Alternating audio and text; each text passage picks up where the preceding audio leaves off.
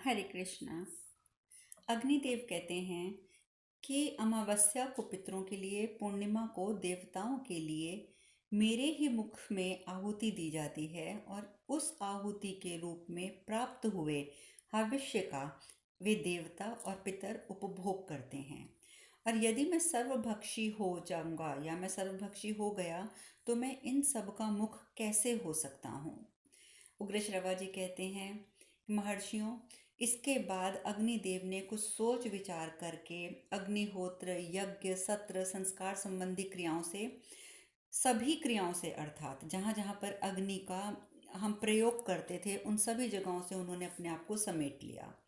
फिर तो अग्नि के बिना प्रजा ओमकार, षटकार, स्वधा, स्वाहा आदि सभी चीज़ों से वंचित होकर दुखी हो गई।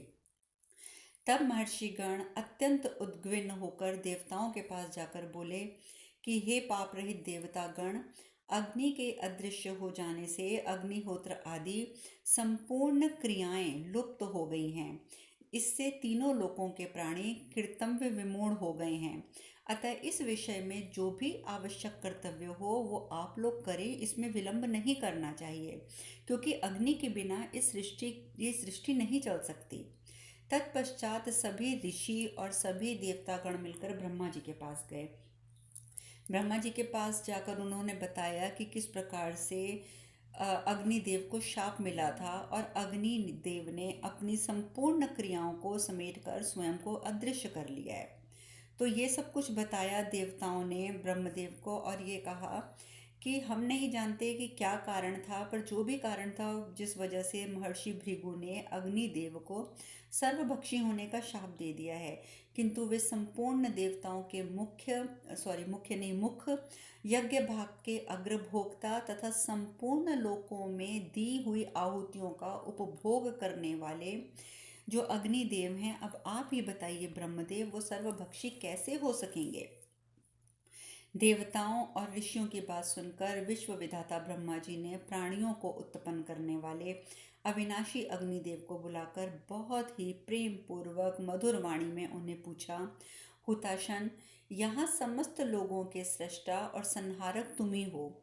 तुम ही तीनों लोकों को धारण करने वाले हो, क्योंकि संपूर्ण क्रियाओं के प्रवक्ता तुम ही हो। अतः हे लोकेश्वर, तुम ऐसा करो जिससे कि अग्निहोत्र आदि क्रियाओं का लोप ना हो, क्योंकि यदि इन चीज़ों का लोप हो गया तो सृष्टि नहीं चल पाएगी। तुम संसार में सदा पवित्र हो, समस्त प्राणियों की गति भी तुम ही हो। तुम सारे शरीर से यदि सर्वभक्षी हो जाओगे तो ये उचित नहीं होगा। इसीलिए मैं तुम्हें कहता हूँ कि तुम सारे शरीर से सर्वभक्षी नहीं होगे। अग्निदेव, तुम्हारे अपान देश में जो ज्वालाएं होंगी वे ही सब कुछ भक्षण करेंगी। इसके सिवा जो तुम्हारी क्रव्याद मूर्ति, यानी कि क्रव्याद मूर्ति क्या है, जिसमें कि कच्चा मांस अर्थात कि मुर्दा जलाया जाता है, लाश जलाई जाती है। ब्रह्मदेव कहते हैं कि मुर्दा या लाश जलाने वाली जो भी चिता की आग है वही सब कुछ भक्षण करेगी। कौन भक्षण करेगी? अपान वायु का क्षेत्र जो होगा। उस प्रकार तुम्हारी ज्वालाओं से दग्ध होने पर सब शुद्ध हो जाएगा। जैसे कि सूर्य की किरणें जहाँ जहाँ पर पड़ती हैं तो हम मानते हैं कि वो सभी वस्तुएं शुद्ध हो गई हैं। तो ब्रह्मदेव कहते हैं कि उसी प्रकार से तुम्हारी ज्वालाओं से दग्ध होने पर सब कुछ शुद्ध हो जाएगा।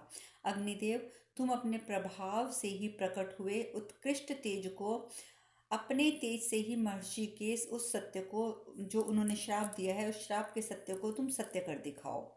क्योंकि अपने मुख में आहुति के रूप में पड़े हुए देवताओं तथा जो भी अच्छे कर कामों के लिए आपको चीज़ें अर्पित गई हैं उन सभी का भाग आप ग्रहण कर लो। इस प्रकार से जब ब्रह्मदेव ने समझाया तो उग्रश्रवा जी आगे बताते हैं कि ये सुनकर अग्निदेव पितामह ब्रह्मा जी से बोले, एवमस्तु, ऐसा ही हो। और ये कह के वे भगवान ब्रह्मा जी के आदेश का पालन करने के लिए चल दिए। इसके बाद देवर्षि गण अत्यंत प्रसन्न हो गए, जैसे क्योंकि उनका भी तो, क्योंकि अग्निदेव में जो भी हविष्य दिया जाता है, हवन में जो भी आहुतियाँ दी जाती हैं, उन्हीं से ही देवताओं को भी शक्ति प्राप्त होती है। तो जिस प्रकार से अग्निदेव ने सब कुछ बंद कर दिया था, ये सब कुछ हमने शिव पुराण में भी पढ़ा है। तो उस वजह से जो देवता गण थे वो भी क्षीण हो रहे थे। तो जब अग्निदेव ने इस बात को स्वीकार कर लिया कि मैं हविष को स्वीकार करूंगा, और ब्रह्मदेव ने ये भी कह दिया कि आपका सिर्फ अपान क्षेत्र जो होगा वही सर्वभक्षी होगा, बाकी सब में आप हविष ग्रहण करेंगे। इस बात को सुनकर अग्निदेव ने सब कार्य पुनः चालू कर दिए। देवता लोग स्वर्ग लोक में आनंदित हो गए और इस लोक के समस्त प्राणी भी बहुत प्रसन्न हुए। साथ ही शाप जनित पाप कट जाने से अग्निदेव को भी बहुत प्रसन्नता हुई। इस प्रकार से पूर्व काल में भगवान अग्निदेव को महर्षि भृगु के श्राप से, जो मृगु का श्राप प्राप्त हुआ था, उससे मुक्ति प्राप्त हुई। और यही अग्निशाप संबंधी प्राचीन इतिहास है जो उग्रश्रवा जी ने सभी ऋषियों को बताया। पुलोमा राक्षस के विनाश और च्यवन मुनि के जो जन्म का वृतांत है वो भी हमने इस अध्याय में सुन लिया। और इस प्रकार से आदि पर्व के अंतर्गत पोलोम पर्व में अग्नि शाप मोचन संबंधी 7वां अध्याय आज हमने पूर्ण किया। अब हम अष्टम अध्याय पर पहुंचते हैं। उग्रश्रवा जी कहते हैं, ब्राह्मण भृगुपुत्र च्यवन ने अपनी पत्नी सुकन्या के गर्भ से एक पुत्र को जन्म दिया जिसका नाम प्रमति था। महात्मा प्रमति बड़े तेजस्वी थे।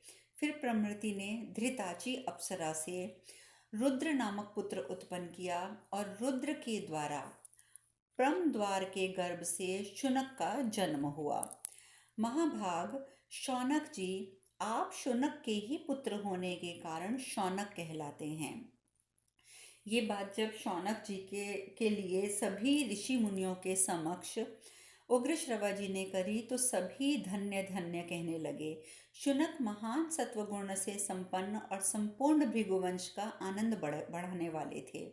वे जन्म लेते ही तीव्र तपस्या में संलग्न हो गए। इससे उनका अविचल यश सब और फैल गया। ब्राह्मण, मैं महातेजस्वी रुद्र के संपूर्ण चरित्र का आपको वर्णन करता हूँ, आप सब अब उसे सुनिए। पूर्व काल में स्थूलकेश नामक एक विख्यात एक तप और विद्या से संपन्न महर्षि थे।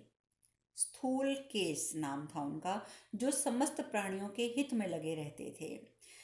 इन्हीं महर्षि के समय की बात है। गंधर्व राज विश्वासु ने मेनका के गर्भ से एक संतान उत्पन्न हुई। मेनका के गर्भ से उत्पन्न हुई ये संतान जो विश्वासुने जी की थी, भृगुनंदन मेनका अप्सरा ने गंधर्व राज द्वारा स्थापित किए हुए उस गर्भ को समय पूरा होने पर स्थूलकेश मुनि के आश्रम के निकट जन्म दिया। ब्राह्मण, निर्दय और निर्लज्ज मेनका अप्सरा उस नवजात गर्भ को वहीं नदी के तट पर छोड़कर चली गई। तदंतर तेजस्वी महर्षि स्थूलकेश ने एकांत त्याग स्थान में त्यागी हुई उस बंधुहीन कन्या को देखा जो देवताओं की बालिका के समान दिव्य शोभा से प्रकाशित हो रही थी। उस समय उस कन्या को वैसी दशा में देखकर द्विज श्रेष्ठ मुनि स्थूलकेश के मन में दया उत्पन्न हो गई। अतः वह उसे उठाकर ले आए, उसका पालन पोषण करने लगे। वह सुंदरी कन्या उनके शुभ आश्रम पर दिनों दिन बढ़ने लगी। महाभाग महर्षि स्थूलकेश ने क्रमशः उस बालिका के जात कर्म आदि सभी संस्कार विधि पूर्वक संपन्न किए। वह बुद्धि, रूप और सब उत्तम गुणों से सुशोभित होकर संसार की समस्त प्रमादाओं अर्थात सुंदर स्त्रियों से श्रेष्ठ जान पड़ती थी। इसीलिए महर्षि ने उसका नाम रखा प्रमद्वार। एक दिन धर्मात्मा रुद्र ने महर्षि के आश्रम में उस प्रमद्वार को देखा। उसे देखते ही उनका हृदय तत्काल कामदेव के वशीभूत हो गया। तब उन्होंने मित्रों के द्वारा अपने पिता भृगुवंशी प्रमति को अपनी अवस्था कहलाई। तदंतर में प्रमति ने यशस्वी स्थूलकेश मुनि से अपने पुत्र के लिए उनकी कन्या की मांग की। तब पिता ने अपनी कन्या प्रमद्वार का रुद्र के लिए वाग्दान कर दिया और आगामी उत्तर फाल्गुनी नक्षत्र में विवाह होगा, इसके लिए मुहूर्त भी निश्चित किया। तदंतर जब विवाह का मुहूर्त निकट आ गया, उसी समय वह सुंदरी अन्य कन्या सखियों के साथ क्रीड़ा करते हुए वन में घूमने लगी। मार्ग में एक सांप चौड़ी जगह घेर कर तिरछा होकर सो रहा था। ब्रह्मद्वार ने उसे देखा नहीं। वह काल से प्रेरित होकर शायद मरना चाहती थी, इसीलिए सर्प को पैर से कुचलती हुई वह आगे निकल गई। इस प्रकार से काल धर्म से प्रेरित हुए उस सर्प ने उस असावधान कन्या के अंग में बड़े जोर से अपने विष भरे दांत गड़ दिए। उस सर्प के डंस लेने पर वह सहसा पृथ्वी पर गिर पड़ी। उसके शरीर का रंग उड़ गया, शोभा नष्ट हो गई, आभूषण इधर उधर बिखर गए और उसकी चेतना लुप्त होने लगी। उस समय उसके बाल खुले थे। वह अपने उन बंधुजनों के हृदय में विषाद उत्पन्न कर रही थी, जो कुछ ही क्षण पहले अत्यंत सुंदरी एवं दर्शनीय थी। वही प्राण शून्य होने के कारण अब देखने योग्य भी नहीं रह गई थी। वह सर्प के विष से पीड़ित होकर गाढ़ निद्रा में सोई हुई सी भांति भूमि पर पड़ी रही। उसके शरीर का मध्य भाग अत्यंत कृश था। वह उस अवचेतनावस्था में भी अत्यंत मनोहारिणी जान पड़ती थी। उसके पिता स्थूलकेश ने तथा अन्य तपस्वी महात्माओं ने आकर उसे देखा। उस कमल की कांति वाली किशोरी को धरती पर चेष्टा रहित पड़े हुए देखकर वह क्षुब्ध हुए। तदंतर स्वत्रोत्र महाजन कुशिक शंख मेखल उद्वालक कठ महायशस्वी श्वेत भारद्वाज कौणकुत्स्य आशिक्षेण गौतम अपने पुत्र रुद्र सहित प्रमति तथा अन्य सभी वनवासी श्रेष्ठ द्विज दया से द्रवित होकर वहां पर पहुंच गए। वे सब लोग उस कन्या को सर्प के विष से पीड़ित होकर प्राण शून्य देखकर करुणावश रोने लगे। रुद्र तो अत्यंत आर्त होकर वहां से बाहर चला गया और शेष सभी द्विज उस समय वहीं बैठे रहे। इस प्रकार से महाभारत के आदि पर्व के अंतर्गत पुलोम पर्व में ब्रह्मद्वार के सर्पदंश के संबंध में ये हमने 8वां अध्याय सुना। उग्रश्रवा जी कहते हैं, शौनक जी, वे ब्राह्मण ब्रह्मद्वार के चारों ओर जहाँ बैठे थे उसी समय रुद्र अत्यंत दुखित होकर गहन वन में जाकर जोर जोर से रुदन करने लगा। शोक से पीड़ित होकर उसने बहुत ही करुणाजनक विलाप किया और अपनी प्रियतमा ब्रह्मद्वार का स्मरण करके शोकामग्न होकर इस प्रकार से बोला, इस कुशांगी बाला वह कुशांगी बाला मेरा और समस्त बंधुओं का शोक बढ़ाती हुई भूमि पर सो रही है। इससे बढ़कर दुख और क्या हो सकता है। यदि मैंने दान दिया हो, यदि मैंने तपस्या की हो अथवा गुरुजनों की भली भांति आराधना की हो, तो उस पुण्य से मेरी प्रिया जीवित हो जाए। यदि मैं जन्म लेकर अब तक मन और इंद्रियों पर संयम मैंने रखा हो और ब्रह्मचार्य आदि व्रतों का दृढ़तापूर्वक पालन किया हो, तो यह मेरी प्रिया ब्रह्मद्वार अभी जी उठे। यदि पापी असुरों का नाश करने वाले इंद्रियों के स्वामी जगदीश्वर एवं सर्वव्यापी भगवान श्री कृष्ण ने मेरी अविचल भक्ति मैंने करी है उसे देखा हो, उन्हें मेरी भक्ति प्राप्त हुई हो, तो वह कल्याणी ब्रह्मद्वार जी उठे। इस प्रकार जब रुद्र पत्नी के लिए दुखित होकर अत्यंत विलाप कर रहा था, उस समय एक देवदूत उसके पास आया और वन में रुद्र से बोला।